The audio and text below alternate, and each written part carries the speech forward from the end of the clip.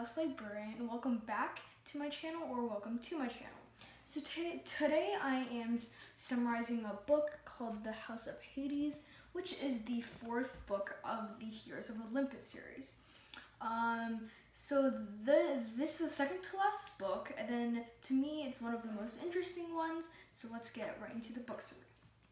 So basically, the point of views are split between the people on Earth and the people in Tartarus. So Percy and Annabeth are in Tartarus, but I'm going to talk about them afterwards because you can better understand their story when you learn Jason, Piper, or the crew's story first.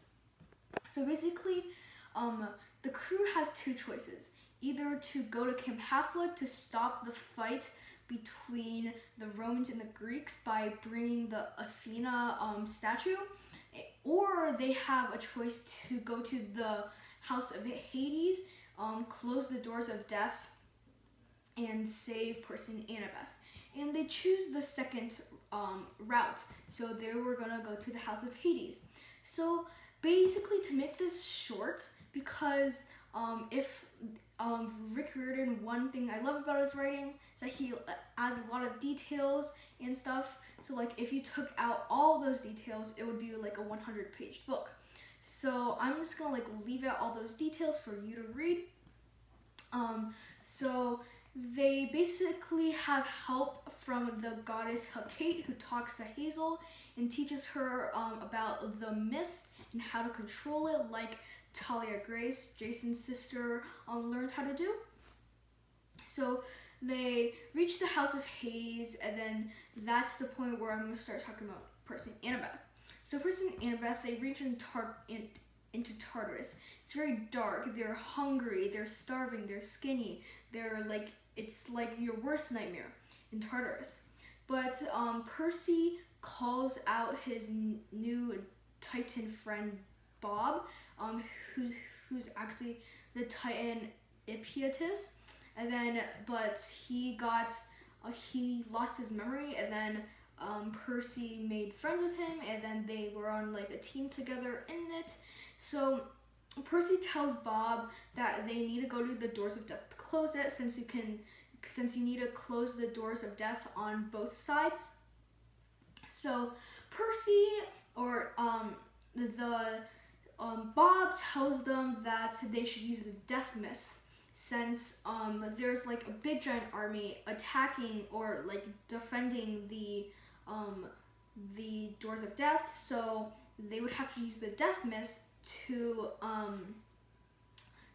cut the doors of death and go back to Earth.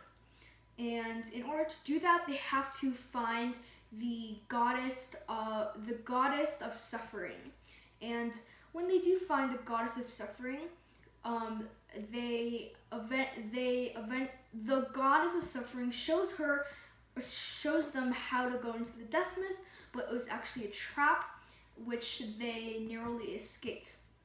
Then Percy and Annabeth, they find like a little statue of Hades, not Hades, Hermes, which like food pops out. And then Annabeth learns that it's actually from the offerings of Camp Half-Blood. So like when you eat in Camp Half-Blood, you offer your best food to the gods.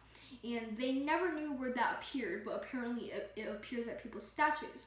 So they ate their food, but then Annabeth had a really good idea. So Annabeth had been getting dreams that a Roman had to get the statue back to Camp Half-Blood. So she writes a note to Rachel, the oracle at Camp Half-Blood, to tell Reyna to go to the House of Hades to help return the statue. So Rachel receives that message. She does Reyna to do so, and then so Reyna's on the Greek side, unlike Octavian.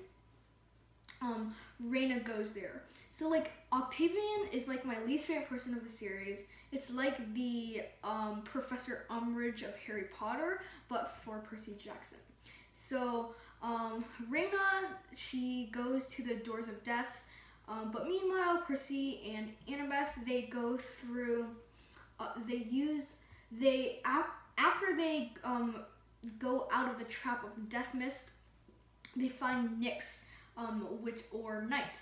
And they go past her, and they finally reach the doors of death. And Bob gives them the death mist, and they sneak. But Bob teaches them about the doors of death. So basically, the doors of death transfer monsters from Tartarus to Earth. And since Gaia has them chained, she can use them whenever she wants, and Thanatos can't. Usually it's not chained, so Thanatos can like put it wherever he wants, and nobody can control it. But now Gaia found the chains, and she basically, she found the doors and she chained them, so she has absolute control of it. So Percy and Annabeth, they go into the death mist, and Bob says that somebody has to hold a button for 12 minutes in order for the person to in the doors to go back to Earth. So he volunteers to be the one that holds the button. So Percy and Annabeth, they quickly cut the chains, and then they go into the doors. But then, since like there are two giants guarding and there are a bunch of soldiers, they start fighting Bob, but he fends them off. But that means that Bob is like gonna die because he can't. He can only about hold it for 12 minutes. Because yeah, and then so he basically risks his life for Percy and Annabeth. So Percy is very saddened because he really trusted Bob and all that.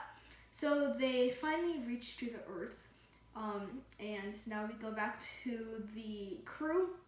So they basically followed Hecate's route, and they first go to I forgot the god's name because there's so many gods and they get mixed up.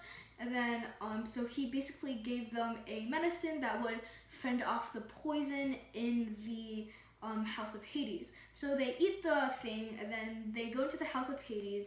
They fend off a bunch of monsters, and then they finally reach the Doors of Death, which is guarded by a giant. I forgot his name because the names are confusing. Who was the bane of Hecate. So he was supposed to destroy the goddess Hecate. So they go to the doors. They defeat the giant with the help of Hecate, and they close the doors with Percy and Annabeth coming out. And at that time, Raina comes, and then Raina and Nico and Coach Hedge, they volunteer that they will bring back the statue with shadow travel, while the rest, they'll bring back the statue to Camp Half-Blood, while the rest of the people try to stop the giants from rising, and they're trying to stop Gaia from waking up. So that's the end of the book. I hope you enjoyed this summary, and make sure to subscribe to my channel, like this video. Thanks for watching. Bye.